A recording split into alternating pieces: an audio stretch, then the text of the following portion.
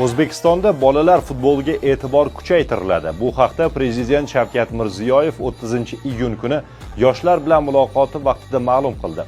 Davlat rahbari O'zbekistonning katta g'alabalari hali oldinda ekani, buning uchun futbolni rivojlantirishga yanada keng sharoitlar yaratilishi va sohaga investitsiya ko'paytirilishini ta'kidladi. Prezident bu yo'lda eng avvalosi bolalar futboliga e'tibor kuchaytirilib, ushbu sport umummilliy harakatga aylantirilishini qayd etdi. Shavkat Mirziyoyev O'zbekiston milliy jamoasining mundialdagi ilk ishtiroki haqida ham fikr bildirdi.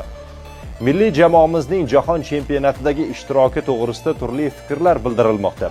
Lekin vatanimiz sharafini himoya qilgan jamoamiz a'zolariga ortiqcha his-tuyg'u bilan e'tiroz bildirish, ulardan ayb qidirish xalqimizga xos ish emas. Aksincha, bugun ularni qo'llab-quvvatlash, ruhini ko'tarish har qachongidan ham muhim, dedi davlat rahbari.